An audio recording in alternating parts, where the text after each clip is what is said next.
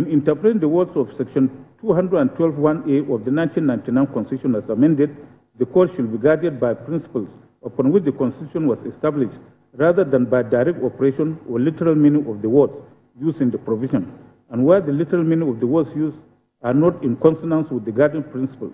Literal interpretation must be jettisoned to another approach that accords with the guiding principles of the Constitution. The interpretation that would serve the interests of the Constitution and best carry out its objects and purpose must always be preferred. Close of court. Following these well-settled principles, our first port of call in unlocking the argument of the petitioners is the preamble to the 1999 Constitution and the direct principles of state policy contained therein, all of which embody the principles of the Constitution. The preamble to the 1999 Constitution loudly proclaims equality between citizens as its cornerstone, among others. Thus, we, the people of the Federal Republic of Nigeria, having firmly and solemnly resolved and to provide a constitution for the purpose of promoting the good government and welfare of all persons in our country on the principles of freedom, equality, and justice, and for the purpose of consolidating the unity of our people.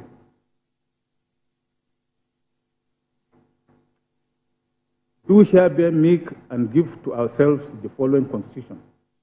For those who are not used to reading preambles, the Constitution, still in its fundamental objectives and directive principles of state policy, contained in Chapter 2 of the Constitution, which this court aptly described as the road to construction in Federal Republic of Nigeria and Dingedi, repeats this equality principle.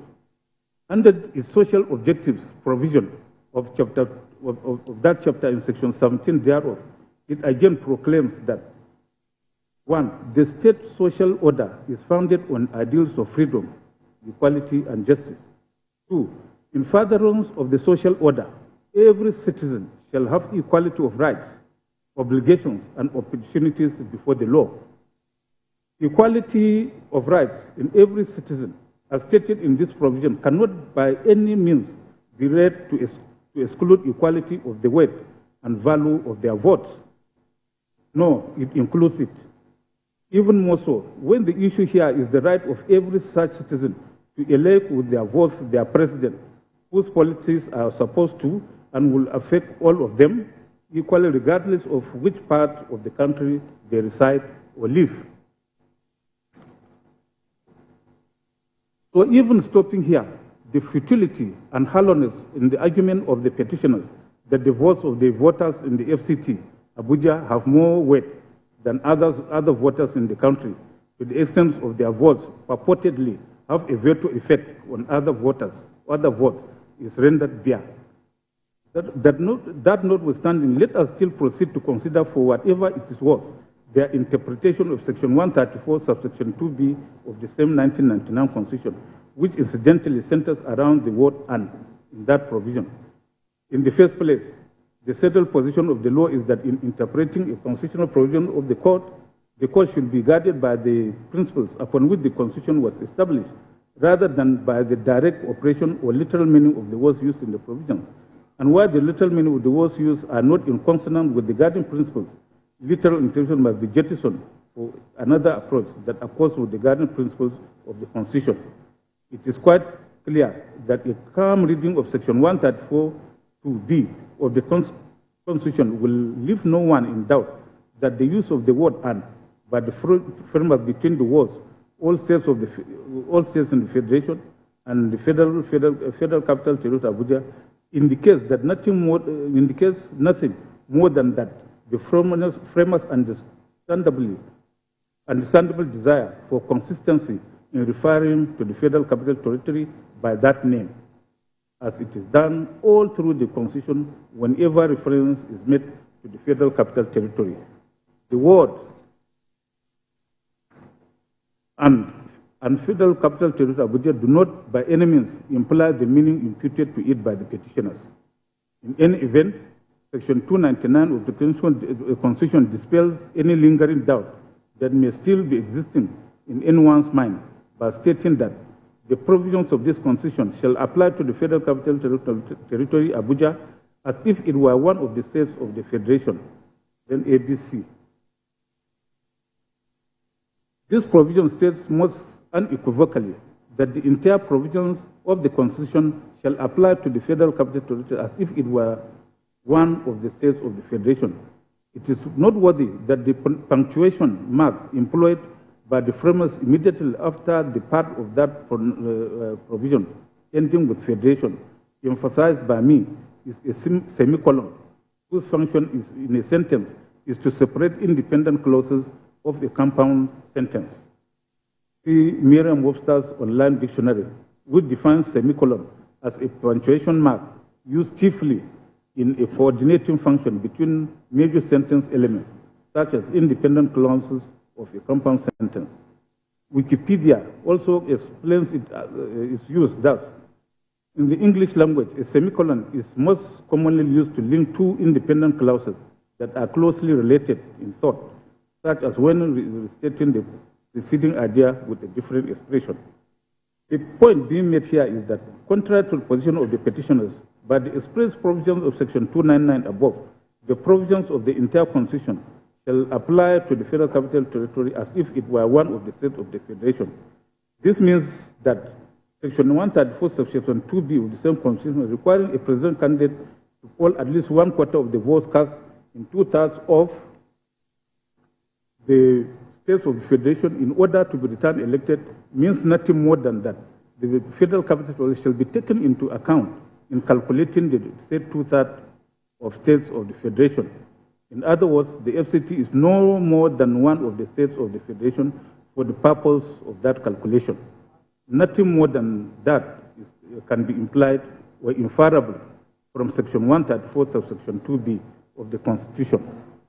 If anything, this position is confirmed in the cases of Bakari and Ogundipe, where it was said by the Apex Court that by virtue of the provision of Section 299 of the Constitution, it is clear that the Federal Capital of Nigeria has the same status of a state. It is as if it is one of the states of the Federation. And in Ibori versus Uboru, where it was confirmed by this court that the Federal Capital Territory, Abuja, is to be treated like a state by virtue of Section 299 of the Constitution. If the Federal Capital Territory, Abuja, is to be treated like any other state, then it is not superior to or inferior to any other state in Nigeria.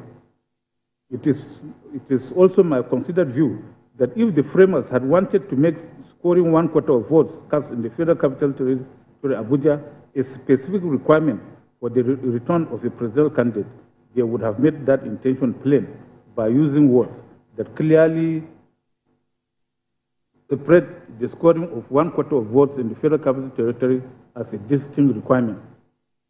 As expressly stated in Section 299 of the Constitution, for the purposes of fulfilling the requirements of Section 134, subsection 2B of the Constitution, for return of a presidential candidate as duly elected, the Federal Capital Territory, Abuja, is to be treated as one of the states in the calculation of 2/3 of the states of Federation, such that if the candidate polls 25% or 1/4 of votes in 2/3 of 37 states of the Federation, FCT Abuja inclusive, the presidential candidate shall be deemed to have been duly elected, even if he fails to score 25% of the votes cast in the Federal Capital Territory, Abuja, as the second respondent did.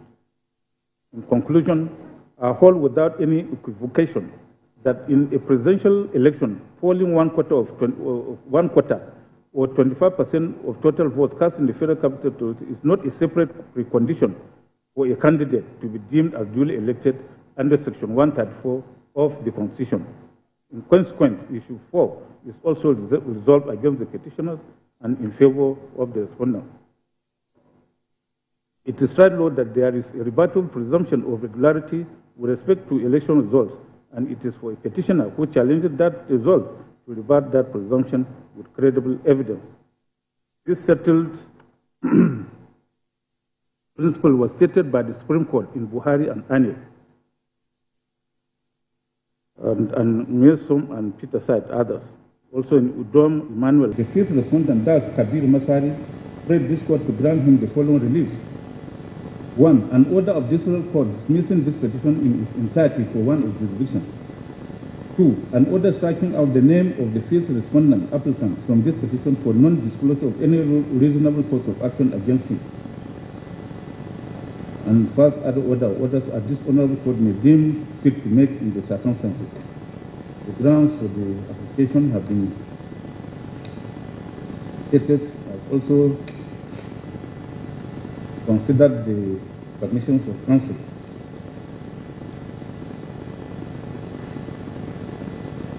Now, Section 133. Section 133 of the Electoral of defined persons who are necessary parties in an election petition. Generally, necessary respondents in an election petition are the persons whose election or return is complained of and the electoral body that conducted the election. See Section 133, subsection 2 and 3 of the Electoral Act 2022. Those are what are termed statutory respondents. It should be remembered that election petitions are sui generis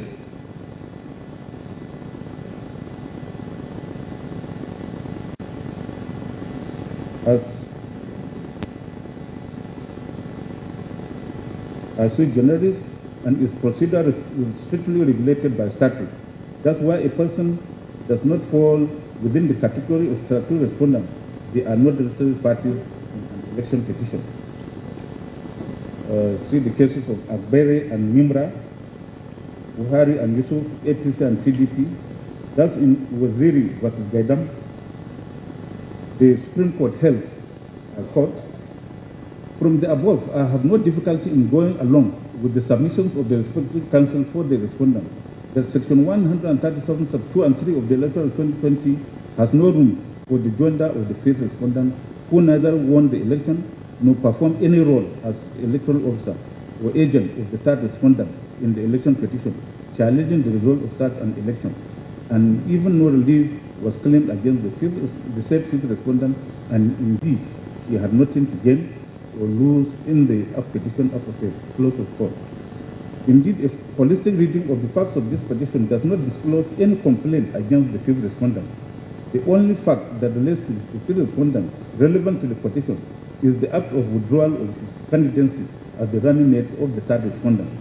That is an act that occurred within the pre-election period, therefore cannot amount to any act done by the fifth respondent at the election. It cannot therefore ground any complaint by the petitioner against the fifth respondent in an election petition. It may be relevant in a pre-election matter, but not in an election petition. It is therefore my finding that there is no any claim on the fifth respondent.